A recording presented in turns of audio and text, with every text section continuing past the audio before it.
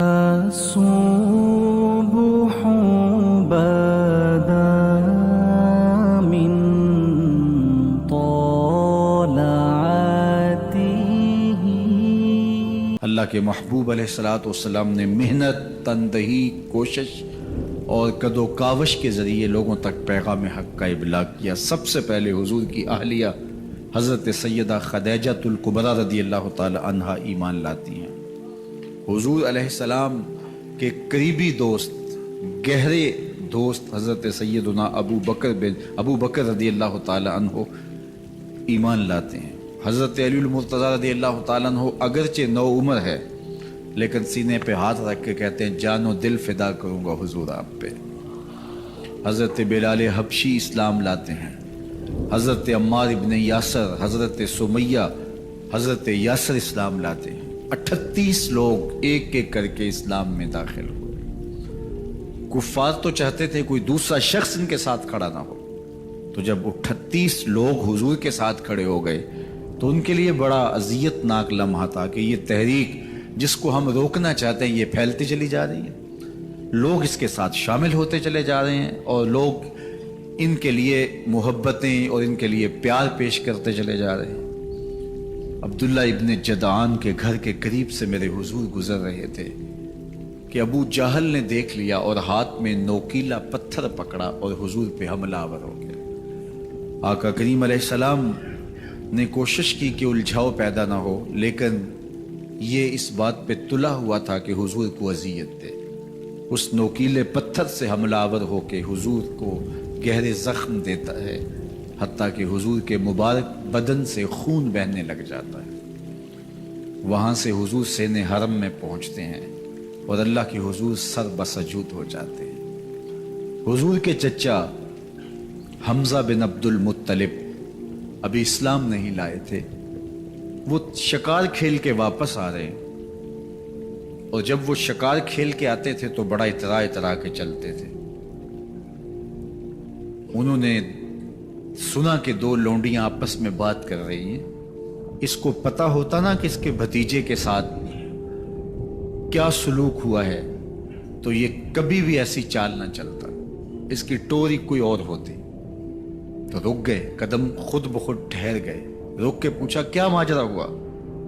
کہا تمہارے بھتیجے کو ابو جہل نے مارا ہے اور اس کے نازک بدن سے خون بہتا رہا۔ وہ خاموش تھا لیکن اس نے جان بوجھ کے زیادتی کی اس پر، بس غصے میں بپھر گئے۔ سین حرم کے آس پاس قریش اپنی مسجدیں جمائے بیٹھے ہوتے تھے ٹولیوں کی شکل میں۔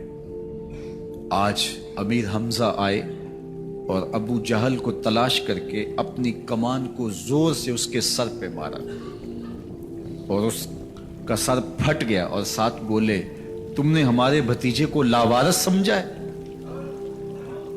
اب اس کے حواری کھڑے ہو گئے، لیکن ابو جہل بڑا کائن شخص تھا، اس نے سمجھا کہ یہ تو اب تنہا ہیں لیکن لڑائی کی آگ روشن ہوگی تو بنو ہاشم بھی نکل آئیں گے تو یہ لڑائی لمبی ہو جائے گی، تو اس کا سبب میں ہوں، قصور میرا ہے۔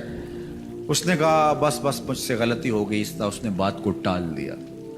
اب حضور کے چچا حضور کو ڈھونڈ رہے ہیں۔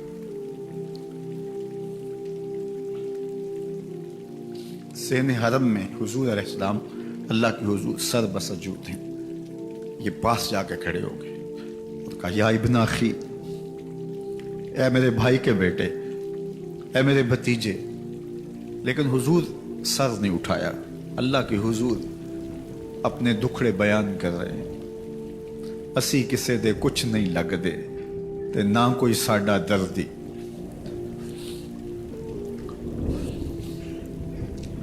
اللہ کے محبوب علیہ السلام اللہ کے حضور سر بسجود ہے۔ انہوں نے پھر کہا یا ابن اخی، اے میرے بھائی کے بیٹے، اور انہیں بے چینی ہے کہ بتاؤں کہ حوصلہ رکھو میں تمہارا بدلہ لے لیا، لیکن حضور سر نہیں اٹھا رہے۔ تیسری مرتبہ پھر آواز دی، حضور نے سر اٹھایا، آنکھیں آنسوں سے بھری ہوئی تھی، تو برجستہ کہا بھتیجے میں تمہارا بدلہ لے لیے۔ میرے حضور نے فرمایا چچا مجھے اس کی کوئی خوشی نہیں ہوئی، یہ حیرت زدہ ہو گئے کہ اتنا بڑا کام، اس وقت مکے کا اتنا بڑا سورما، اور میں اس سے ٹکرا کے آیا ہوں اور یہ کہہ رہے ہیں مجھے کوئی خوشی نہیں ہوئی۔ قسمت اچھی تھی۔ بولے بھتیجے تم کیسے خوش ہوتے ہو؟ کہا جس رب کو میں مانتا ہوں اس کو تم بھی مان لو۔ تو امیر حمزہ کی قسمت اچھی تھی تو آگے بڑھے اور اسلام قبول کر لیا۔ 38 لوگ پہلے مسلمان تھے، یہ 39 میں مسلمان ہو گئے۔ بس ان کا اسلام لانا مسلمانوں کے لیے تسکین قلب کا ساما ہوا۔ حضور کی آنکھوں میں امٹتے ہوئے آنسو، آگے بڑھے، کعبے کو غلاف کو پکڑا، کہا اللہم اعز الاسلام باحب الرجلین الیک بعمر ابن الخطاب اور بعمر ابن حشام۔ اے اللہ ایک شیر دیا ہے، ایک شیر اور دے دے، اب تیری مرضی، یا عمر بن خطاب دے دے یا عمر بن حشام دے دے۔ اگرچہ اس نے میرے اوپر پتھر برسائے ہیں، مجھے زخمی کیا ہے، لیکن اگر دین کی تقویت اس سے ہو سکتی ہے تو مالک مجھے کوئی غصہ نہیں۔ چاہے عمر بن حشام، یہ ابو جہل کا نام ہے، مجھے چاہے ابو عمر بن حشام دے دے یا عمر بن خطاب دے دے، ایک شیر دے دیا، ایک شیر اور عطا کر دے۔ حضور کعبہ کے غلاف سے لپٹ کے اللہ کے حضور دعائیں مانگ رہے ہیں۔ 39 لوگ اسلام لا چکے ہیں، 40ویں کا انتظار ہے۔ اللہ کے محبوب علیہ السلام کی دعائیں ہیں، حضور کی التجائیں ہیں۔ ادھر یہ خبر پورے مکے میں پھیل جاتی ہے کہ حمزہ بھی ایمان لے آئے۔ کفار پر سراسیمگی سی کیفیت پیدا ہو جاتی ہے کہ ہم تو سمجھتے تھے کہ یہ 2-4 لوگ ہیں، 10, 15, 20 لوگ جمع ہو جائیں گے، اور اس طرح کے لوگ بھی اگر ان کے ساتھ شامل ہو گئے تو ان کا راستہ نہیں روکا جا سکے گا۔ وہ سر جوڑ کے سوچنے لگے، ابو جہل کو کوسنے دینے لگے، اس نے کیوں یہ ظلم کیا کہ اس کا نتیجہ یہ پھر ہمیں بھگتنا پڑ رہا ہے، اس کے لیے کوئی تدبیر کرنی چاہیے، اس کے لیے کوئی حکمت سوچنی چاہیے۔ 26 سال کا نوجوان ہے، خطاب کا بیٹا ہے، نام عمر ہے، اپنے گھر کے اندر پیچ و تاب کھا رہا ہے کہ اگر یوں ہی اسلام پھیلتا رہا تو ہمارے بتوں کے خلاف اٹھنے والا یہ نظم اتنا پھیل جائے گا کہ روکنا مشکل ہو جائے گا، آباء و اجداد کی کہانیاں ختم ہو جائیں گی، یہ ایک نیا دین ایسے پنپتا رہا تو پھر اس کو روکا نہیں جا سکے گا، کون روکے؟ دل میں خیال آیا اس کا ایک ہی حل ہے کہ بانی اسلام کی زندگی کا چراغ گل کر دیا جائے، لیکن یہ اتنا بڑا کام کون کرے؟ سوچا خود کروں گا۔ اٹھتی جوانی اور یہ پہلوانی کا زمانہ تھا عمر بن خطاب کا، اعضاء میں توانائی، طبیعت میں جوش، تلوار حمائل کی۔ دوپہر کے وقت خیال آیا تو کڑکتی دوپہر میں چل پڑے۔ سنسان گلیاں ہیں، سخت گرمی ہے، لوگ دیواروں سے لگ کے چلتے ہیں اگر کوئی کسی کو کسی مجبوری کے تحت کہیں جانا بھی پڑے، لیکن یہ مست ہاتھی کی طرح اپنے ارادے کو عملی جامہ پہنانے کے لیے گھر سے نکل پڑتے ہیں اور اس انداز سے تلوار حمائل کیے ہوئے آگے بڑھ رہے ہیں۔ نعیم بن عبداللہ آگے سے آ رہے تھے، آنکھوں میں اترا ہوا نشہ دیکھا، کہانی سمجھ گئے، یہ بھی مسلمان ہو گئے تھے لیکن ابھی ایمان ظاہر نہیں کیا۔ کہا عمر کدھر کے ارادے ہیں؟ کہا بانی اسلام کا چراغ بجھانے جا رہا ہوں، یہ روز روز کی کہانی ختم کرنے جا رہا ہوں۔ آج حمزہ ایمان لائے ہیں، کل کوئی اور آ جائے گا، پھر اس تحریک کو روکنا مشکل ہو جائے گا۔ نعیم بن عبداللہ مسکرا کے بولے گھر کی خبر لی ہے؟ کہا کیا ہوا میرے گھر کو؟ کہا تمہاری بہن فاطمہ بھی اس محمد کی غلام بن گئی ہے، تمہارا بہنوئی سعید بن زید بھی اس کا نوکر بن گیا ہے۔ بس بپھر گئے، وہ جو غصہ تھا وہ ادھر منتقل ہو گیا، بہن کے گھر کا رخ کیا۔ جب دروازے پہ پہنچے تو اندر سے قرآن پڑھنے کی آواز آ رہی ہے، جو کہا گیا تھا، جو سنا تھا، اس کا یقین پیدا ہو گیا۔ زور زور سے دروازے کو کھٹکھٹانے لگے۔ بہن نے دیکھا کہ بھائی ہے، جو قرآن پڑھ رہا تھا اس کو چھپا دیا اور خود دروازہ کھولا، بس پیٹنا شروع کر دیا۔ مار مار کے سر پھوڑ دیا، خون بہ رہا ہے۔ جب سر پھٹ گیا تو فاطمہ بنت خطاب بولی، عمر تم خطاب کے بیٹے ہو، میں بھی خطاب کی بیٹی ہوں، سن لو محمد کا دامن نہیں چھوڑو، جو کرنا ہے کرو۔ جب یہ تیور دیکھے تو عمر کی حیرت انتہا کو چھو گئی۔ یہ کون سی قوت ہے جس نے ایک عورت کے اندر یہ جذبے رکھ دیے؟ کہا اچھا بتاؤ تم کیا پڑھ رہے تھے؟ کہا تم ناپاک ہو، تمہیں نہیں دوں گی۔ کہا کیسے دو گی؟ کہا پہلے غسل کرو۔ عمر غسل کر رہا ہے، سودا لینے کے لیے بازار گئے، ہاتھ اس کے بکے جس کے خریدار گئے۔ عمر غسل کر رہے ہیں، غسل کر کے باہر آئے تو بہن قرآن لے آئی، وہ کھجور کی چھالیں، وہ چمڑے کے اوپر لکھا ہوا قرآن سامنے رکھ دیا۔ عمر پڑھ رہے ہیں، طٰہٰ ما انزلنا علیک القرآن لتشقیٰ، اے 14ویں کے چاند محبوب، قرآن اس لیے نازل تو نہیں کیا تھا کہ تم مشقت میں پڑ جائے۔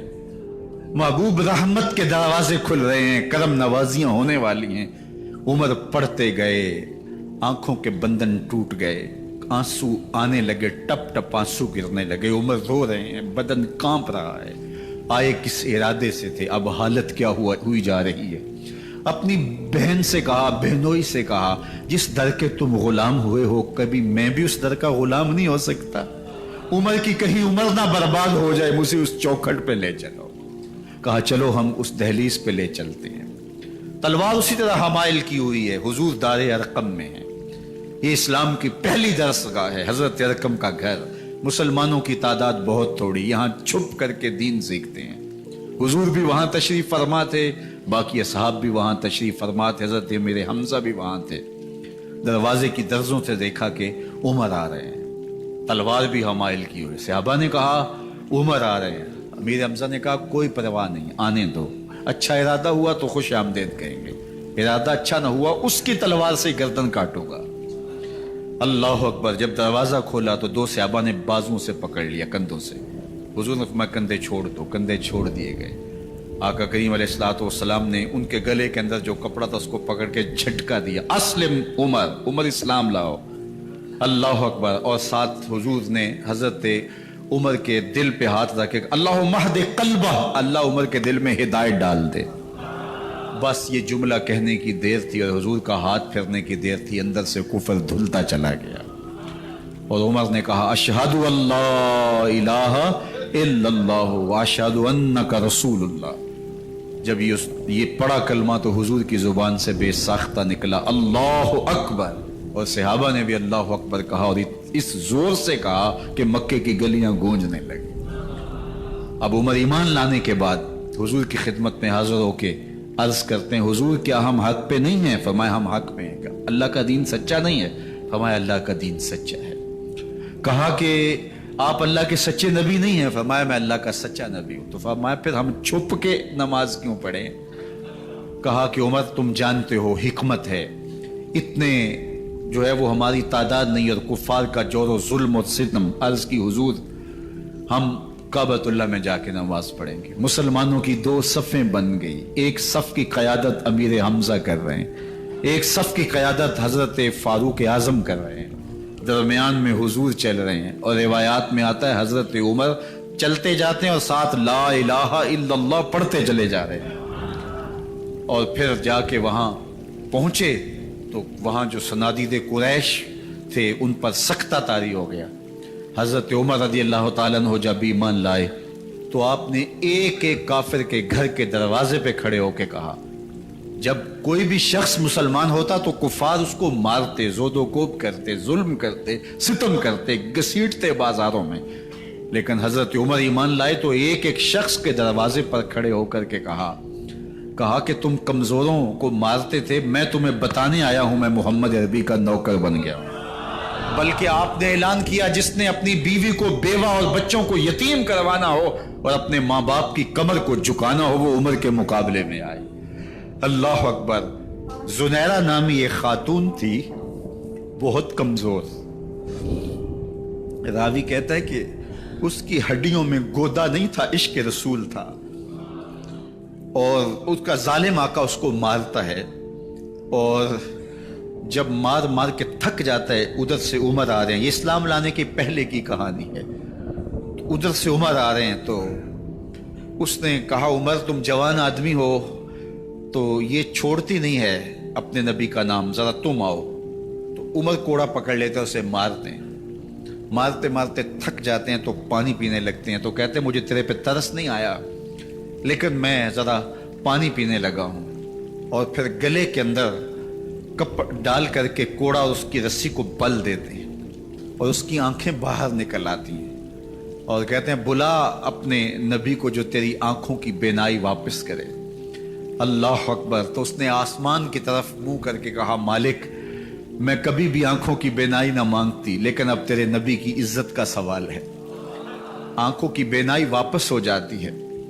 زنیرہ کو بڑا مارا، آج عمر گلیوں میں آنکھوں میں آنسو ہیں اور عجیب دلے بےتاب ہے، اور کہتا ہے آؤ بھائی میں حضور کا غلام بن گیا ہوں، تمہیں بتانے آیا ہوں۔ زنیرہ نے موڑ کاٹا تو آگے عمر یہ آواز دے رہے تھے، زنیرہ ایک کونے پہ کھڑے ہو کے رو کے کہتی ہے عمر تم تو بڑے اس دن جوش و غضب میں تھے اور تم مارتے ہوئے تھکتے نہیں تھے۔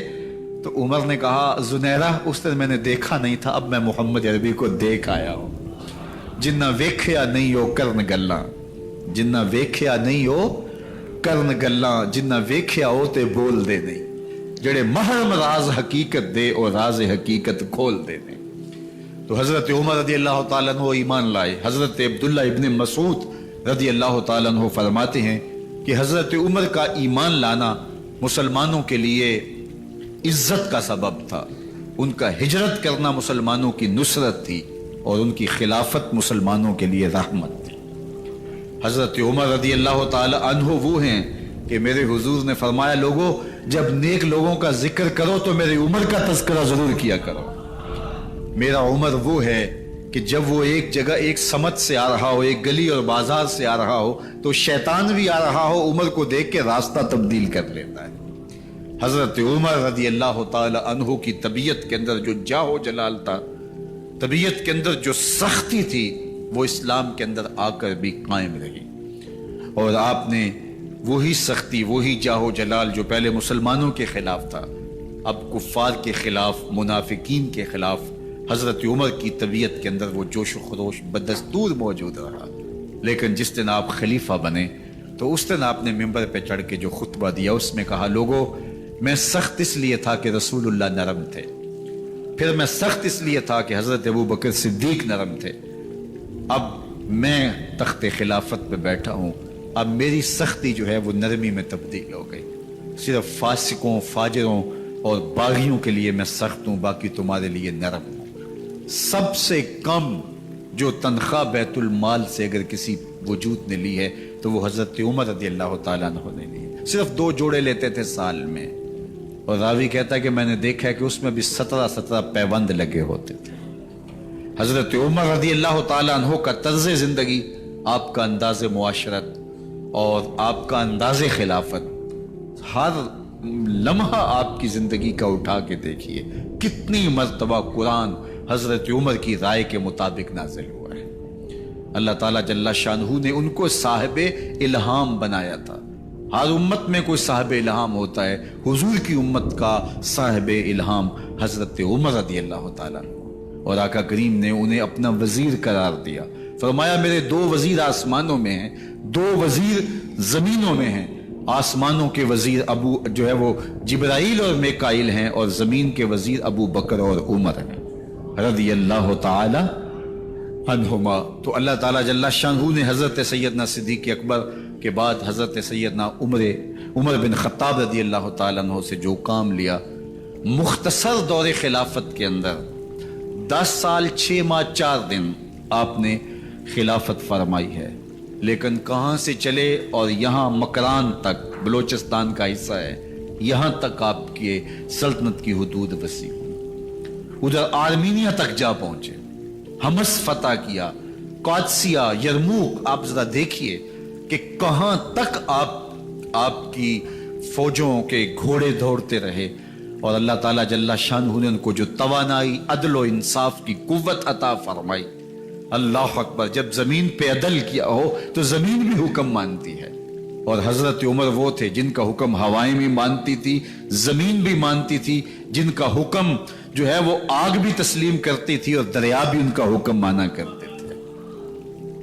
مصر کے اندر رسم بد جاری تھی. یہ رسم بد جاری تھی کہ سال کے بعد ایک دو شیزہ کو زیورات پہنا کے اچھے لباس میں ملبوس کر کے دریا کی بھیڑ چڑھایا جاتا, اس کی قربانی دی جاتی, اس کا خون بہتا تو دریا چلتا. جب اسلام مسلمانوں نے مصر فتح کیا تو گورنر نے لکھا کہ اسلام تو اس طرح کی رسوم کی اجازت نہیں دیتا, لیکن خشک سالی ہے, لوگوں کی فصلیں ویران پڑی ہے, تو حضرت کیا کیا جائے. تو حضرت عمر رضی اللہ تعالیٰ عنہ کو جب قاصد آ کے پیغام دیتا ہے تو کاغذ کے ٹکڑے پہ لکھتے ہیں بسم اللہ الرحمن الرحیم. مصر کے نیل کی جانب عمر کا خط لکھتے ہیں, اے نیل اگر تو اللہ کے حکم سے چلا کرتا ہے تو چل, ورنہ ہمیں تیرے چلنے کی کوئی حاجت نہیں ہے. اور قاصد کو کہا یہ خط لے جاؤ اور جا کے دریائے نیل میں پھینک دو. قاصد جا کے خط دریائے نیل میں پھینک دیتا ہے, پانی آتا ہے, ایسا دریائے نیل چلا 14 صدیاں ہوئی ہیں آج تک کبھی بند ہی نہیں ہوا. دریا حکم مانتے ہیں, آگ نکلتی ہے. لوگ حضرت عمر رضی اللہ تعالی عنہ کے پاس آئے, حضرت لاوا پھوٹا ہے, آگ نکل رہی ہے اور مدینے کی طرف بڑھ رہی ہے, اب کیا کیا جائے. فائر بریگیڈ تو زمانے میں تھی نہیں. عمر نے اپنی قمیض اتاری, جس قمیض پہ 17 پیوند لگے ہوئے تھے چمڑے کے, کہا یہ قمیض لے جاؤ, جدھر آگ بڑھ رہی ہے آگے ڈھالنا, آگ پیچھے بھاگ جائے گی. زلزلہ آتا ہے تو زمین پہ دوہرا مارتے ہیں, زمین رک جا, کیا عمر نے تیری چھاتی پہ عدل نہیں کیا ہے. تو یہ عمر ہیں رضی اللہ تعالی عنہ کہ جن کے انصاف کی وجہ سے, جن کے عدل کی وجہ سے اللہ تعالیٰ کی رحمات اور اس کی برکات کا نزول ہوتا تھا, اور اللہ تعالیٰ نے مسلمانوں کو وہ آبرومند حکومت دی. کائنات کی تاریخ کے اندر ایسی حکومت آپ نے نہیں دیکھی ہوگی جو حضرت عمر نے حکومت کی ہے. اللہ اکبر. فرمایا فرات کے کنارے پہ ایک کتا بھی پیاسا مر گیا تو اس کا حساب بھی عمر سے ہوگا. جب اتنے علاقے فتح ہو گئے تو ایک دن حضرت عمر بیٹھ کے رو رہے تھے, تو کسی نے کہا حضرت رو کیوں رہے ہیں. فرمایا کہ میں اس لیے رو رہا ہوں کہ فلاں پل سے بکریاں گزری ہیں, تو پل کے اندر شکستگی تھی, ٹوٹا ہوا تھا پل درمیان میں کچھ, اس میں ایک بکری کی ٹانگ ٹوٹ گئی ہے, تو میں ڈرتا ہوں کہیں اس کا حساب نہ لیا جائے کہ میرا رب یہ نہ پوچھے کہ عمر تو نے پل صحیح تعمیر نہیں کروائے تھے کہ ایک بکری کی ٹانگ کیوں ٹوٹی ہے. یہ ہیں حضرت عمر رضی اللہ تعالی عنہ. اللہ اکبر. حضرت سیدنا عمر رضی اللہ تعالیٰ عنہ کی پوری زندگی آپ دیکھ لیجئے. آپ دن کو گھر میں بیٹھتے ہیں, دربار خلافت میں بیٹھتے ہیں, اور آپ کا دربار خلافت کیا ہے, کوئی عالی نصب محل نہیں ہے, مسجد نبوی کا صحن ہے, وہاں بیٹھ کے فیصلے ہو رہے ہیں. باہر سے سفیر آتا ہے اور آ کے پوچھتا ہے کہ میں امیر المومنین کے, مسلمانوں کے حکمران کے دارالامارہ میں محل میں جانا ہے, تو وہ مسکرا کے کہتے ہیں ہمارے امیر کا تو کوئی محل نہیں ہے. کہا کہاں ہے تمہارا امیر.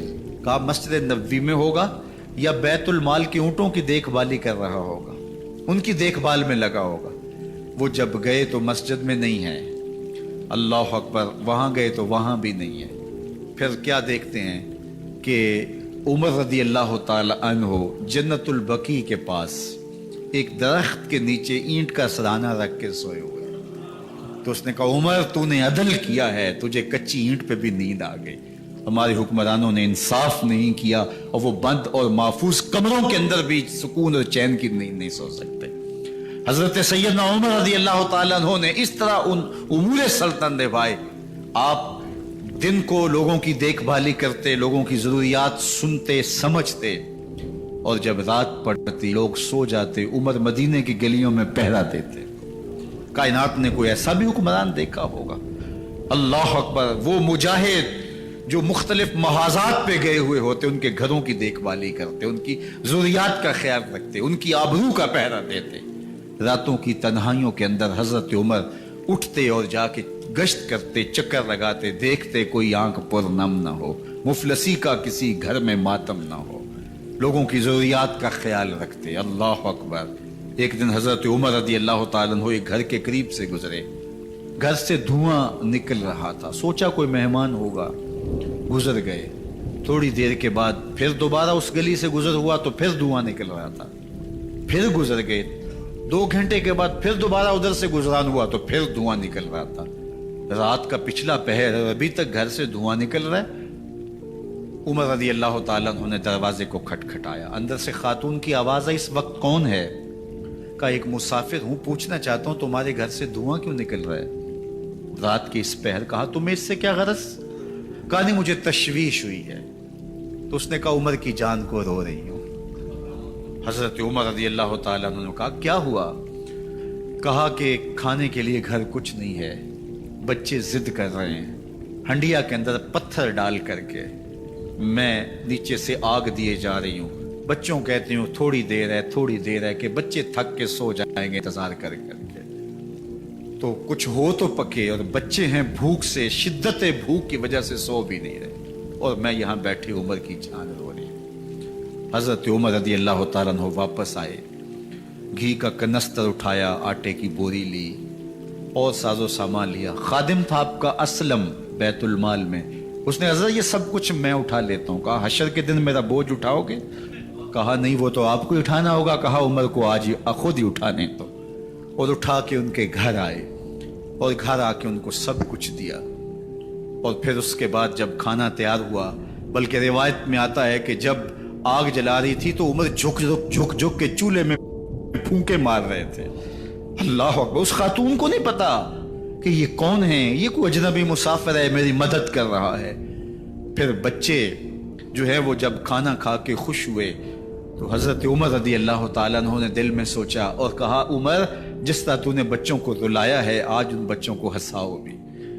تو بچے بیٹھے ہیں تو عمر کبھی ادھر جاتے ہیں کبھی ادھر جاتے ہیں، جس طرح بچوں کو کھلانے کے لیے جو ہے وہ گھٹنوں کے بل اور ہاتھوں کے بل لوگ چلتے ہیں، حضرت عمر یوں چلتے ہیں اور وہ بچے مسکراتے ہیں۔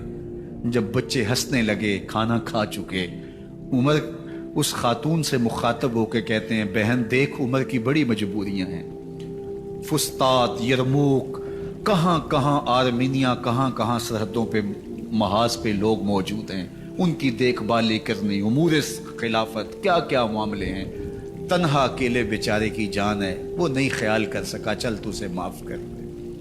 وہ بہن کہتی ہے تو اتنی ہمدردی کیوں کرتے عمر کی؟ نہیں میں عمر کو معاف نہیں کروں، کل قیامت کے دن میں اللہ کے حضور عمر کا گریبان پکڑوں گے۔ تو دوسرے علاقے فتح کرتا تھا، میری خبر ہی نہیں تھی۔ اللہ اکبر! جب یہ بات کی تو عمر چیخیں مار کے رونے لگے اور ہاتھ جوڑ کے کہنے لگے بہن یہ تمہارے سامنے ہی تو عمر کھڑا ہے، یہ حضرت عمر تھے رضی اللہ تعالیٰ عنہ، اور اللہ کے محبوب علیہ الصلوۃ والسلام کے خلیفہ راشد، دوسرے خلیفہ، 10 سال 6 ماہ اور 4 دن آپ نے خلافت کی۔ اور تاریخ کہتی ہے اگر عمر رضی اللہ تعالیٰ عنہ کو 10 سال اور مل جاتے، یا مغربی مفکرین کہتے ہیں کہ اگر کائنات کو ایک عمر اور مل جاتا پوری دنیا پہ مسلمانوں کی حکومت ہو، کہیں کفر باقی نہ بچتا۔ لیکن بد باطن لولو فیروز نامی ایک مجوسی غلام نے نماز فجر پڑھتے ہوئے حضرت عمر بن خطاب رضی اللہ تعالیٰ عنہ پہ حملہ کیا، زہر میں بجھا ہوا خنجر آپ کے جسم میں سرایت کر دیا۔ آپ وہاں سے اٹھا کے گھر لائے گئے اور 4 دن تک مسلسل آپ اس اذیت اور تکلیف میں رہے۔ جب آخری وقت آیا تو اپنے بیٹے کو بلایا، کہا بیٹا میں نے ام المومنین سیدہ عائشہ رضی اللہ تعالیٰ عنہ سے پوچھا ہوا ہے کہ میرے مرنے کے بعد حضور علیہ السلام کی قربت میں مجھے جگہ دے دی جائے، ہو سکتا ہے میں امیر المومنین مسلمانوں کا خلیفہ ہوں تو اس وجہ سے انہوں نے اجازت دے دی ہو، جب میں فوت ہو جاؤں تو ظاہر خلیفہ نہیں رہوں گا، تو پھر جا کے ان کو دوبارہ کہنا کہ میرے باپ کا پیغام ہے، اگر وہ اجازت دیں تو مجھے حضور کی قربت میں دفن کر دینا، اور اگر وہ اجازت نہ دیں تو پھر جنت البقیع میں مجھے دفن کر دینا۔ جب حضرت سیدنا عمر بن خطاب رضی اللہ تعالیٰ عنہ کا انتقال ہو گیا تو آپ کے صاحبزادے ابن عمر حضرت عائشہ رضی اللہ تعالیٰ عنہا کے پاس گئے، کہا کہ میرے باپ کا سلام ہے آپ کے نام، انہوں نے آپ کو زندگی میں کہا تھا کہ حجرہ انور میں سیدنا صدیق اکبر کے ساتھ 2 گز جگہ مجھے بھی نصیب ہو جائے، تو آپ نے اجازت دے دی تھی. تو میرے والد گرامی نے فوت ہوتے ہوئے کہا کہ دوبارہ ام المومنین کے پاس جانا اور دوبارہ پوچھنا. اس وقت تو میں امیر المومنین تھا، ہو سکتا ہے وعدہ کر لیا ہو، لیکن اب اگر آپ اجازت دیں تو یہاں ہم قبر ان کے لیے کھود لیں، ورنہ ہم جنت البقیع میں دفن کر دیں. تو ام المومنین سیدہ عائشہ رضی اللہ تعالیٰ عنہ رو پڑی اور فرمایا یہ جگہ میں نے اپنے لیے رکھی تھی، لیکن عمر نے اسلام کے لیے خدمت اتنی کی ہے کہ میں نے خود ترجیح دی ہے، اس لیے میں اجازت دیتی ہوں کہ یہاں عمر کو دفن کیا جائے. اللہ اکبر. اور پھر وہاں حضرت عمر رضی اللہ تعالی عنہ کو دفن کیا گیا. یہ قبر میرے حضور کی ہے، ساتھ حضرت صدیق اکبر ہیں، ساتھ حضرت عمر فاروق رضی اللہ تعالی عنہ ہیں. جے شک ہووی تے چل مدینے، جے شک ہووی تے چل مدینے، ویخ لے جوڑ مزاراں دا، بن یار نبی دیاں یاراں دا. حضور نے فرمایا ایک دن مسجد نبوی سے باہر نکل رہے تھے اور کچھ لوگ مسجد میں داخل ہو رہے تھے. حضور نے دائیں ہاتھ سے ابو بکر کا ہاتھ پکڑا تھا اور بائیں ہاتھ میں حضرت عمر کا ہاتھ تھا، اور جب لوگوں کو آتے ہوئے دیکھا ان کو مخاطب کرتے ہوئے کہا ہاکذا نبعث یوم القیامہ، قیامت کے دن ہم قبروں سے یوں ہی اٹھائے جائیں گے. میرے دائیں ہاتھ میں ابو بکر کا ہاتھ ہوگا، بائیں ہاتھ میں عمر کا ہاتھ ہوگا. جے شک ہووی تے چل مدینے، آویخ لے جوڑ مزاراں دا، بن یار نبی دیں یاراں دا. تو میرے حضور نے فرمایا جب اچھے لوگوں کا ذکر کرو تو میرے عمر کا ذکر بھی ضرور کیا کرو. تو حضرت عمر رضی اللہ تعالی عنہ اللہ کے محبوب کے محبوب ہیں. باقی صحابی مرید ہیں، حضرت عمر میرے حضور کی مراد ہیں. اللہ سے مانگ کر کے لیا ہے، اللہ عمر بن خطاب عطا کرتے، اور پھر اللہ نے عمر کی صورت میں اسلام کو وہ عظیم تحفہ دیا جس سے اسلام کی عزت بڑھی اور شان و شوکت میں اضافہ ہوا، اور اسلام کے جھنڈے چار داغ عالم کے اندر لگ گئے. اللہ مجھے آپ کو حضرت عمر کے نقوش پاک کی برکتیں عطا فرمائے، اور ہمارے حکمرانوں کو ان کے نقوش پاک کو خضرا بناتے ہوئے اسلامی سلطنت کے خد و خال واضح کرنے کی توفیقات سے مالا مال کرے. انشاءاللہ اگلا جمعۃ المبارک 10 محرم کو ہی ہے، اور 12 بجے سے لے کے نماز عصر تک ہر سال ہم 10 محرم کا اجتماع کرتے ہیں. تو اس مرتبہ انشاءاللہ جمعۃ المبارک کا خطبہ بھی اس میں شاملہ ہو گیا، اور زیادہ برکات اس کی نصیب ہوں گی. اور نماز جمعہ کے بعد انشاءاللہ جو ہے وہ محفل پاک بھی ہوگی جس میں عالی مرتبت ثناء اور مبلغین کے خطاب ہوں گے. تو اگلے جمعۃ المبارک کو انشاءاللہ آپ سے دوبارہ ملاقات ہوگی. آپ تشریف لائیے گا، دوستوں کو ترغیب دیجیے گا. اللہ آپ سب کو جزائے خیر دے، دنیا آخرت کی بھلائیاں آپ کا مقسوم کرے. وآخر دعوانا ان الحمد